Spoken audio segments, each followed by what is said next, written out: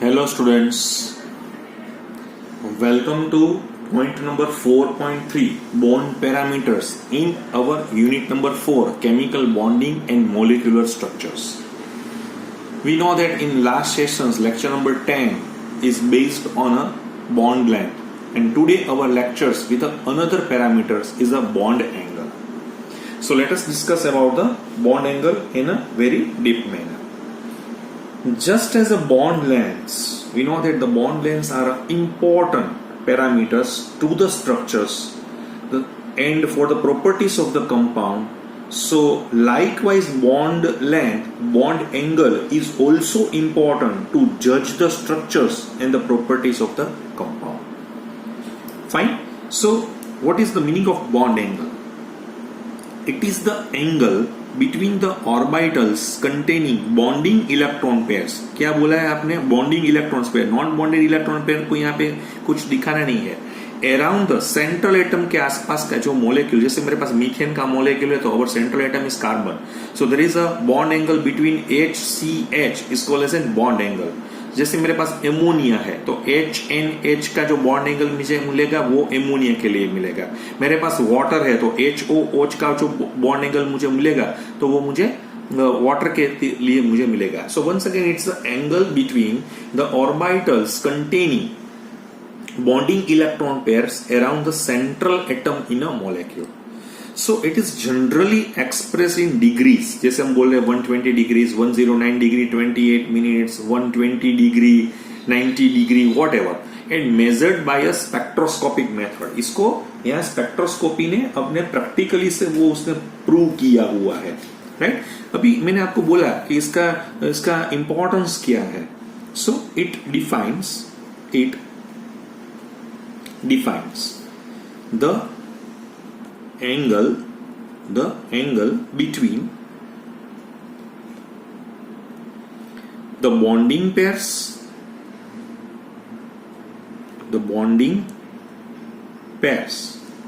of electrons, bonding pair of electrons around the central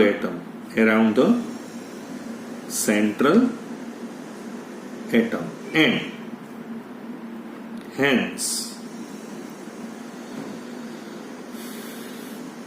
gives an idea of geometry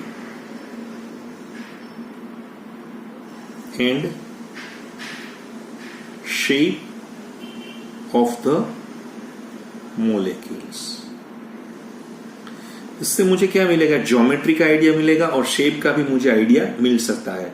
सो उसके लिए मुझे एक थोड़ी इसकी कंडीशंस है. To define a bond angle, तो उसके लिए मेरे पास क्या होने चाहिए? At least three atoms must be located. हम कई बार स्टूडेंट्स को ऐसा थोड़ा वो जो है ना वो ऐसा क्वेश्चंस भी पूछते हैं, what is a bond angle in H2. तो कई बार बच्चे बोल रहे हैं सर H2 में तो 180 होगा. कैसे हो सकता है? क्योंकि there is H and H, only one bond ही है. बॉन्ड और बॉन्ड होते हैं तो बॉन्ड के बीच में एंगल होता है, लेकिन एक ही बॉन्ड होता है तो उसमें क्या एंगल हो सकता है? सो H2, Cl2, Br2, I2, O2, N2, कहीं पे भी बॉन्ड एंगल आपको नहीं मिलेगा. यानी मिनिमम 3 एटम्स होंगे तो कि पहला जो सेंट्रल एटम है वो बाकी के 2 एटम से जुड़े होंगे तो उसका मुझे बॉन्ड एंगल है वो मुझे ढूंढना पड़ेगा. जैसे मैं आपको यहाँ पे दिखा रहा हूं, मेरे पास है अमोनिया है. देखो मैं आपको यहाँ पे अमोनिया का स्ट्रक्चर दिखा रहा हूँ. पहले मैं मीथेन का स्ट्रक्चर दिखा रहा हूँ. जैसे मेरे पास C है, H है. अभी ये जो टॉपिक है ना वो मैं आपको डिटेल में मेरा जो नेक्स्ट पोर्शन आएगा, जैसे हम बाद में बात करेंगे हाइब्रिडाइजेशन की, तो आपको अच्छी तरह से समझ में आ जाएगा. ठीक है. तो जैसे हम यहाँ पे बोल रहे हैं कि यहाँ का देखिए, मैं तो अभी एक्सपेरिमेंटली बोल रहा हूँ, यहाँ का जो बॉन्ड एंगल मुझे मिल रहा है वो है 109.5 डिग्री, यानी 109 डिग्री 28 मिनट के बीच में उसका बॉन्ड एंगल मुझे मिल रहा है. ये मुझे प्रैक्टिकली मिल रहा है. देखिए यह सेंट्रल एटम है कार्बन में, यस. ये बॉन्ड है, यस. ये दूसरा तो ये है, ये भी बॉन्ड एंगल इतना ही है, ये भी बॉन्ड एंगल इतना ही है HCH का. सो अब देखिए मैं क्या से क्या आपको यहाँ पे समझा रहा हूं। तो बॉन्ड एंगल्स है वो 109.5 डिग्री का है। मैं पहले आपको दूसरा एक बॉन्ड एंगल दिखा रहा हूं, वो है H है, O है और H है। यहाँ पे लॉन पेयर है, आपको मालूम है। सो उसका जो मुझे बॉन्ड एंगल यहाँ से यहाँ का जो मिलेगा वो मुझे मिलेगा 104.5 डिग्री। और मेरे पास अमोनिया है, एमोनिया, राइट। तो मेरे पास जो एमोनिया है उसमें जो मुझे मिलेगा, ये जो बॉन्ड एंगल है इसके बीच में, क्योंकि सेंट्रल एटम ये है, तो ये मुझे मिल रहा है 107 डिग्री। अब आप देखिए इन अमोनिया मोलेक्यूल, तो यहाँ पे 3 क्या है मेरे पास, बॉन्डिंग इलेक्ट्रॉन पेयर है और एक नॉन बॉन्डिंग इलेक्ट्रॉन पेयर है। वाटर में क्या है, 2 बॉन्डिंग है और 2 मेरे पास क्या है, नॉन बॉन्डिंग इलेक्ट्रॉन पेयर है। So the electron density model predicts that the 4 electron domains, मतलब यहाँ पे कितना है, यहाँ पे 4 इलेक्ट्रॉन डोमेन्स का मुझे मिल गया। यहाँ पे भी देखिए 3 + 1 4 है, यहाँ पे 2 और 2 4 है, यहाँ पे भी 4 है, ठीक है। In water and ammonia will be arrange in, तो वो टेट्राहेड्रल से ही जुड़ेंगे। 4 लोग को मुझे दिखाना है ज्योमेट्री में, तो वो टेट्राहेड्रल होगा around the central atom. So we might therefore expect that the bond angles in ammonia and water would be the same as the 109.5 bond angles for the tetrahedral carbons in methane। तो methane में भी जो है वही इसमें होना चाहिए, वही, क्योंकि ये 4 1 2 3 4 है। यहाँ पे भी देखिए 1 2 ये बॉन्डेड का 4 इसका स्पेस, तो मुझे गिनना तो पड़ेगा। लेकिन हमने तो यहाँ पे बोला था सर जी बॉन्डिंग इलेक्ट्रॉन पेयर के बीच में है, लेकिन यहाँ पे क्या, ये भी एक सिस्टम है, सिस्टम का एक पार्टी है, तो ये वो हो जाएगा 109 का। लेकिन इसमें क्या है कि क्यों इसका 104 हो गया, 109 में से 107 हो गया, what is the reason behind it? So this can be explain on the basis that this non bonding electron pairs occupy more space, वो ज्यादा स्पेस, क्योंकि वो अपनी तरह से इंडिपेंडेंट है, राइट। वो कोई बॉन्ड से जुड़ी हुई नहीं है, तो वो जैसे वाइब्रेटिंग या ऑसिलेशंस करेगी, सो दे pushing the bonding electron closer together and give a smaller than expected bond angle around the central atom of the compound। मुझे यहाँ पे आपको सिर्फ यही बताना था कि what is the definition of bond angle। bond angle हम बाद में बहुत अच्छी तरह से पढ़ेंगे, लेकिन मैंने आपको ये बता दिया है कि to define a bond angle at least 3 atoms must be located, okay, which is generally expressed in degrees and measured by a spectroscopic method। And once again it's the angle between the orbitals containing bonding electron pair around the central atom in a molecule। तो ये आपको यहाँ से आपको पता चल सकता है। बॉन्ड एंगल के बाद में मैं फ्यूचर में बहुत अच्छी तरह से आपके साथ बात करूंगा, अभी इतना ही मैं यहाँ पे रख रहा हूँ क्योंकि आपकी बुक में भी, क्योंकि ये जो प्रैक्टिकल बेस है तो हम थियोरेटिकली कैसे उसको पहचान सकते हैं, तो वह मैं बाद में आपको यहाँ से मैं आपको समझा सकता हूँ, ठीक है, फाइन। अभी मेरा जो नेक्स्ट टॉपिक है, वो जो नेक्स्ट टॉपिक मैं आपको यहाँ पे ले रहा हूँ वो है 4.3.3, वो है आपकी टेक्स्ट बुक में यहाँ पे डाला हुआ है 4.3.3 and the concept is bond enthalpy. Bond enthalpy, अच्छा ये बॉन्ड एंथैल्पी क्या है, देखिए बॉन्ड जुड़ने के लिए या बॉन्ड तोड़ने के लिए जो भी एनर्जी की जरूरत होगी, जैसे बॉन्ड फॉर्मेशन ऑलवेज क्या होता है, उसमें एनर्जी रिलीज होती है, और बॉन्ड ब्रेकिंग में एनर्जी मुझे देनी पड़ती है, यानी bond formation is always exothermic and bond breaking is always endothermic in nature, right. So मेरे यहाँ पे मैं आपको डेफिनेशंस इस तरह से दिखाना चाहता हूं कि bond enthalpy is defined as the amount of energy that must be supplied to break a particular chemical bond।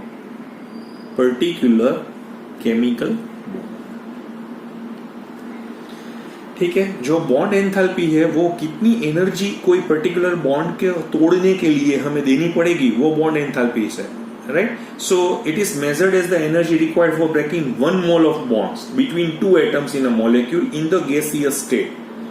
जो मैंने अभी लेटेस्ट में आपको समझाया था वही थोड़ा कॉन्सेप्ट है। It is measured as the energy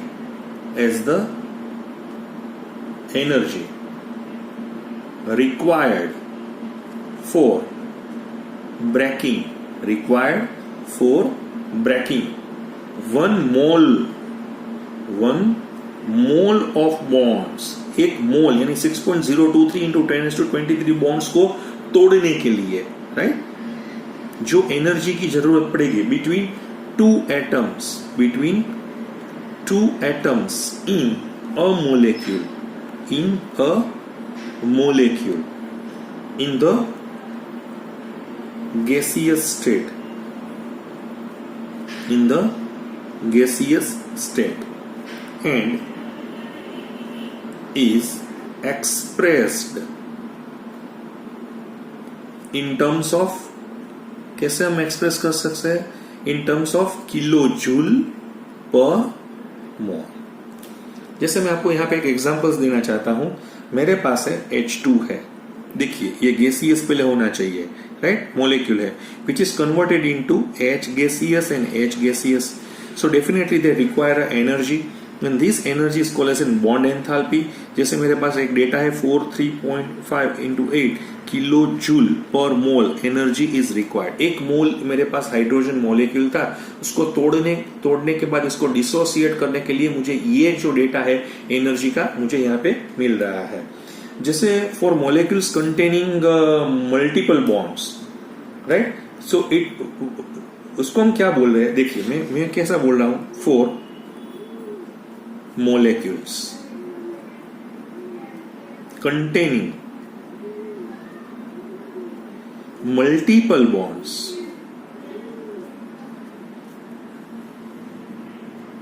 so what is the meaning of this? So it is a measure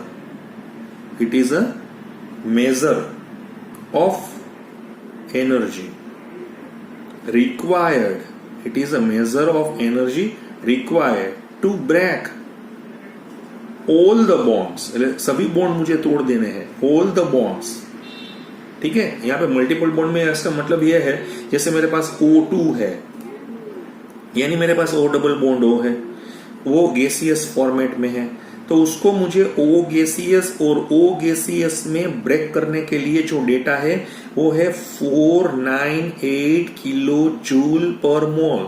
The meaning of this data is 498 kilojoule per mole is required to break all these two bonds in O2. Same way जैसे मेरे पास N2 है, तो N2 में जो मेरे पास N triple bond on N है, 3 bond है, right, तो उसको मुझे N गैसियस और N गैसियस में कन्वर्ट करने के लिए बहुत ज्यादा एनर्जी मुझे, जैसे 946 और 945 के आसपास है, वो मुझे इसकी जरूरत पड़ेगी, तभी ये टूटेगा, ठीक है। आपको मालूम पड़ गया मैं क्या बोल रहा हूं, okay. Once again, so for bond between two, जैसे मैं आपको कई एग्जांपल्स ऐसे दिखाना चाहता हूं, जैसे फॉर बॉन्ड बिटवीन, अभी जो मैंने बॉन्ड दिखाया थे सभी वो तो एक ही, जैसे होमो एटॉमिक थे, राइट, अभी मैं हेट्रो में बता रहा हूं, between two dissimilar atoms,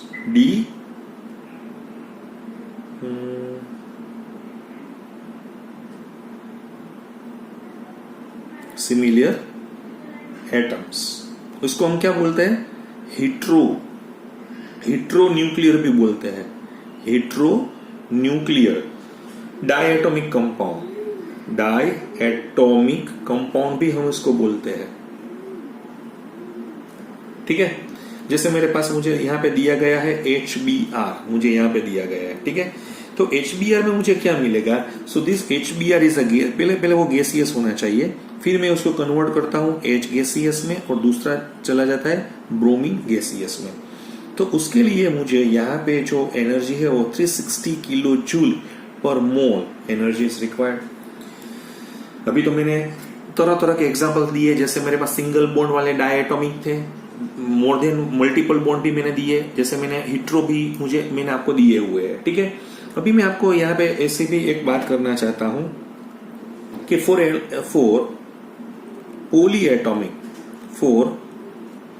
polyatomic molecules, okay. अब पॉलीएटॉमिक में हम क्या कर सकते हैं, यहाँ पे थोड़ा आपको देखना पड़ेगा. The polyatomic molecules, the bond enthalpy is expressed, क्योंकि यहाँ तो तरह तरह के बॉन्ड हो सकते हैं, expressed in terms of average और मीन बॉन्ड एंथैल्पी. तो हमें एवरेज लेनी पड़ेगी, right? So it is obtained by summing the bond enthalpies of all the bonds to be broken in the molecule and dividing it by the number of bonds to be dissociated. ठीक है, मैं आपको यहाँ पे उसका examples यहाँ पे इस तरह से देना चाहता हूँ. देखिए आप, मैं यहाँ पे आपको एक और एग्जांपल्स इसका जो है वो इस तरह से दे सकता हूँ. ये मेरा लेक्चर नंबर 11 का पेज नंबर 2 है. ठीक है, जैसे मैंने आपको यहाँ पे बोला कि मेरे पास मीथेन है, methane which is in the gaseous form.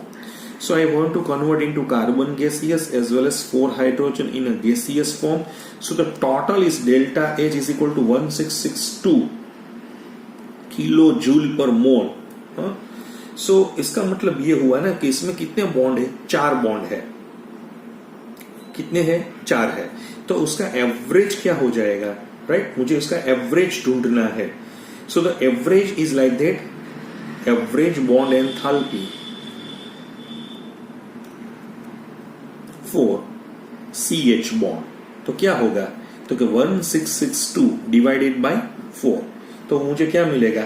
415.5 kilo joule per मोल मिल जाएगा. ठीक है, आपको समझ में आ गया, राइट? जैसे मैं एक कई एग्जांपल्स के आप देखिए, मैं आपको यहाँ पे पानी का भी एक एग्जांपल दे रहा हूँ. वाटर मेरे पास गैसियस फॉर्मेट में है. I want to convert into H gaseous and OH gaseous.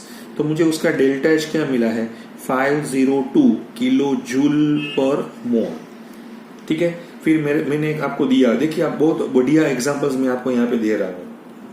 H gaseous plus O gaseous, OH का मैंने कन्वर्ट कर दिया, तो उसका डेल्टा H मुझे क्या मिलेगा? 427 किलो जूल पर मोल, क्योंकि ये OH में भी बॉन्ड तो है ही. ठीक है, तो मैंने उसको भी तोड़ा है. So the average bond enthalpy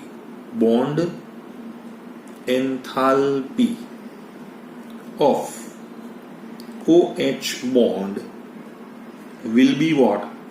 सो ये ऐसा हो जाएगा ना, पहले 504 का मैं लेऊंगा, 427 और 2 से मैं इसको डिवाइड कर दूंगा, यानी मुझे 464 आएगा, 464.5 किलो जूल पर मोल का मुझे डेटा मिलेगा. डेटा आपको याद रखने की जरूरत नहीं, कॉन्सेप्ट आपको समझना है. So the bond enthalpies involve the interplay of many factors. यहाँ पे आपको यहाँ पे ये दिखाना है कि ये कौन से फैक्टर्स है. जैसे मैंने आपको यहाँ पे ये मैं आपको बता रहा हूं. द बॉन्ड एंथैल्पी, जैसे मेरे पास इफेक्टिव न्यूक्लियर चार्ज, वो भी मुझे देखना पड़ेगा. इफेक्टिव न्यूक्लियर चार्ज, ठीक है. फिर मुझे देखना पड़ेगा प्रिंसिपल क्वांटम नंबर, भी मुझे देखना पड़ेगा. प्रिंसिपल क्वांटम नंबर उसका क्या है, ठीक है. फिर मुझे इलेक्ट्रोस्टैटिक फोर्स भी इसके देखने पड़ेंगे, इलेक्ट्रोस्टैटिक फोर्स. फिर मुझे इलेक्ट्रोनेगेटिविटी का भी पता होना चाहिए, इलेक्ट्रोनेगेटिविटी का मुझे पता चलना चाहिए. हाँ, सो हेंस इसलिए इतने यहाँ पे पैरामीटर्स आपको देखने पड़ेंगे. तो ये मैं आपको इस तरह से बता रहा हूं. So hence that difficult to predict. तो हम यहाँ इस तरह से नहीं जा सकते कि मुझे पता है अच्छे स्मॉल, जैसे मैंने आपको सिंपल मॉलिक्यूल है तो उसमें कोई दिक्कत ही नहीं है, राइट. लेकिन जैसे इस तरह से आते हैं तो आपको उसका ट्रेंड देखना पड़ेगा, क्योंकि हम प्रिडिक्ट तो नहीं कर सकते हैं, तो उसका ट्रेंड देख सकते हैं. जैसे bond enthalpy increases the number of electrons shared between the atoms in the bond formation increase. So multiple bonds हो गए तो उसकी बॉन्ड एंथैल्पी ज्यादा ही हो जाएगी. ठीक है, मैं क्या बोल रहा हूं, bond enthalpy increase as the number of shared electron are increase. ठीक है, जैसे मैंने O और O के बीच में एक बॉन्ड है तो उसमें कितने शेयर्ड इलेक्ट्रॉन है? 2 है। जैसे O और O के बीच में 2 बॉन्ड हो गए तो शेयर्ड इलेक्ट्रॉन 4 हो गए, तो it means that it's required a greater amount of enthalpies. So bond enthalpy increase with increase in difference in electronegativities. देखिए मैं आपको एक एक करके ये सब कुछ समझा रहा हूं। वंस अगेन थोड़ा लंबा चलेगा, लेकिन आपका मेरा अभी जो जॉब है ना वो आपको थियरी आपकी जो टेक्स्ट बुक में दी गई है उससे मैं बेहतर तरीके से, और जो भी एग्जामिनेशन है कॉम्पिटिटिव उसमें उसने ये कॉन्सेप्ट किस तरह से लगाया हुआ है। जैसे bond enthalpy increase as the number of electrons shared between the atoms in the bond formation increases. So इसका मतलब क्या है? मल्टीपल बॉन्ड है मेरे पास, multiple bonds have greater bond enthalpies. ठीक है, ये तो आपको सब कुछ मालूम हो गया। ये एक पैरामीटर्स है। दूसरा एक पैरामीटर्स मैं आपको दिखा रहा हूं वो है bond enthalpies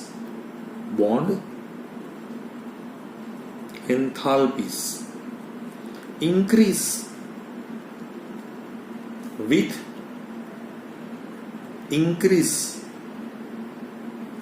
in difference in electronegativities between atoms that form bond. जो भी बॉन्ड बना रहे हैं वो दोनों एटम के बीच में इलेक्ट्रोनेगेटिविटी का डिफरेंस जितना बढ़ेगा तो बॉन्ड एंथैल्पी उसकी बढ़ती जाएगी। जैसे मैं आपको यहाँ पे दिखा रहा हूं फॉर एग्जाम्पल मैंने आपको यहाँ पे O और O का बताया हुआ है, दूसरा मैं O और N का बता रहा हूँ, और तीसरा मैं O और C के बीच के बता रहा हूँ, राइट। तो उसका जो मैंने अभी तो बताया है तो उसका रिस्पेक्टिवली क्या होगा, तो उसका मुझे मिला है, जैसे उसका मुझे मिला है 145 है, उसका मुझे मिला है 200 है, और O और C के बीच में 360 किलो जूल पर मोल मुझे मिला हुआ है। क्यों ऐसा मिला? क्योंकि जैसे जैसे आप आगे बढ़ रहे हैं, क्योंकि ये तो सेम ही है, इसमें इलेक्ट्रोनेगेटिविटी का बिल्कुल डिफरेंस ही नहीं है, राइट। सो O और O के बीच में जो डिफरेंस है उससे तो अच्छा O और N के बीच में है, और इससे अच्छा O और C के बीच में है। आपको मालूम है तो ऑक्सीजन का कितना होता है इलेक्ट्रोनेगेटिविटी? 3.5। यहाँ पे कितना है? 3.5 तो है। नाइट्रोजन का कितना होता है? 3, और यहाँ पे 3.5 है और उसका 2.5 है। तो देखिए आप, यहाँ तो डिफरेंस 0 है, यहाँ पे 0.5 का है, यहाँ पे 1 का डिफरेंस हो गया है। सो इस तरह से आप यहाँ पे बॉन्ड एंथैल्पीज का भी डेटा लगा सकते हैं। जैसे मैं आपको यहाँ पे इस तरह से भी बता सकता हूं कि bond enthalpies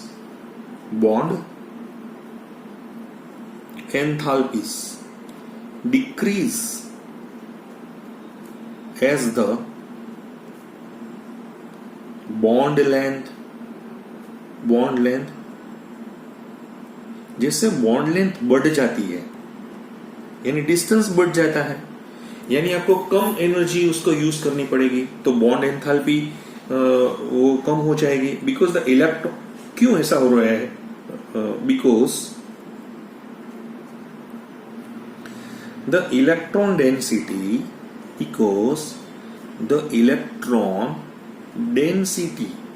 gets spread over a wider region। बहुत बड़े एरिया में वो जो है वो यहाँ पे वो स्प्रेड हो जाएगा। ओके, जैसे मैं आपको यहाँ पे मैं एग्जांपल ही देना चाहता हूँ। जैसे फॉर एग्जांपल मैं इसको आपको डेटा के साथ ही पढ़ाऊंगा, ठीक है। मेरे पास HF है, दूसरा मेरे पास HCl है, तीसरा मेरे पास HBr है, और चौथा मेरे पास है HI। ओके, सो उसका मुझे क्या मिल रहा है यहाँ पे देखिए, इसका है 565 है, इसका मुझे मिल रहा है 430 है, इसका मुझे 360 मिल रहा है, उसका 295 किलो जूल पर मोल मिल रहा है। क्यों ऐसा मुझे डेटा मिल रहा है देखिए आप, क्योंकि मुझे मालूम है HF की जो बॉन्ड लेंथ है उससे तो अच्छी HCl की है, उससे बढ़िया HBr की है, उससे बढ़िया HI की है, क्योंकि एटॉमिक साइज बढ़ रही है। ठीक है, तो जैसे जैसे जैसे आपकी बॉन्ड लेंथ बढ़ती जाएगी तो उसको मुझे तोड़ने के लिए इतनी ज्यादा एनर्जी की जरूरत नहीं पड़ेगी। तो ये भी पॉइंट आपने देख लिया है।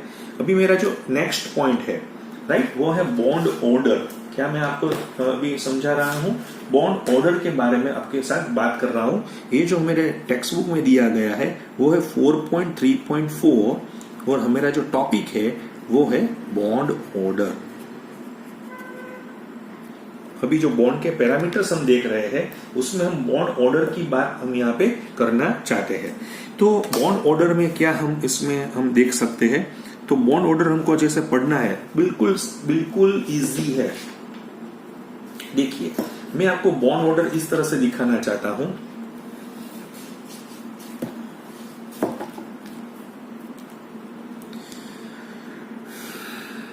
Bond order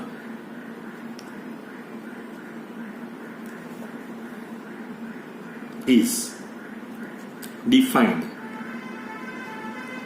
in terms of Lewis formula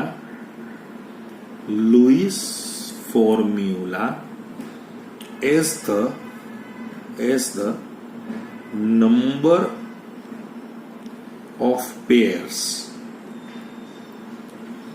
of electrons shared between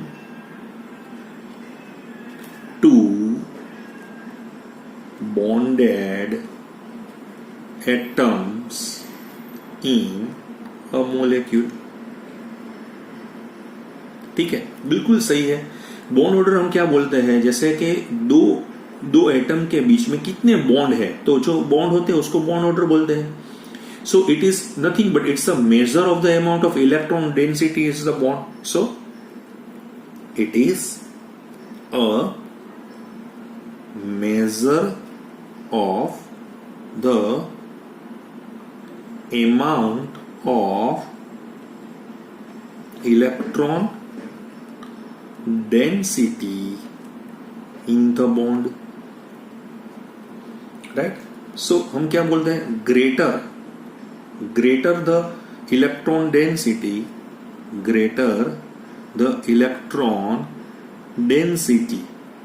the more tightly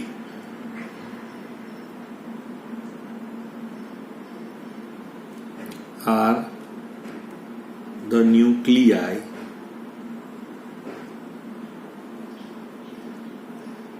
held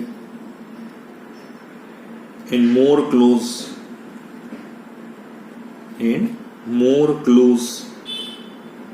they are drawn together, तो वो ज्यादा नजदीक आएगा। जैसे मैंने आपको बताया है, मैं आपको यहाँ पे एग्जांपल इस तरह से, जैसे मेरे पास H2 है तो H2 में H और H के बीच में एक बॉन्ड है। जैसे मेरे पास O2 है तो O2 में O और O के बीच में दो बॉन्ड है। जैसे मेरे पास N2 है तो N और N के बीच में मेरे पास ट्रिपल बॉन्ड है, राइट। सो कंसिडर, जैसे मेरे पास, मैंने आपको बताया था एक बार, मैंने आपको इथेन बताया था, इथेन, तो इथेन में कार्बन कार्बन सिंगल बॉन्ड है। जैसे मैंने आपको इथिलीन भी बताया था, तो इथिलीन में कार्बन कार्बन के पास डबल बॉन्ड है। और इस तरह से मैंने आपको इथाइन भी यानी इथाइन भी बताया हुआ था, जैसे मेरे पास ट्रिपल बॉन्ड है। ओके, सो मैं क्या बता रहा हूं कि इसमें बॉन्ड ऑर्डर 1 है, इसमें बॉन्ड ऑर्डर 2 है, इसमें 3 है, इसमें 3 है, इसमें 2 है, इसमें 1 है। ओके, सो और दूसरा मैं ऐसा भी बोल रहा हूं कि बॉन्ड ऑर्डर और बॉन्ड लेंथ, जैसे बॉन्ड ऑर्डर बढ़ता जाएगा तो बॉन्ड लेंथ कम हो जाएगी, right. So the bond order increase, देखिए मैं अभी तीनों टर्म को एक साथ जोड़ रहा हूं। बॉन्ड ऑर्डर इंक्रीज हो जाएगा तो बॉन्ड लेंथ डिक्रीज हो जाएगा, तो बॉन्ड एंथैल्पी इंक्रीज हो जाएगा। सो यहाँ पे सभी टर्म्स को हम एक साथ यहाँ पे जोड़ भी सकते हैं.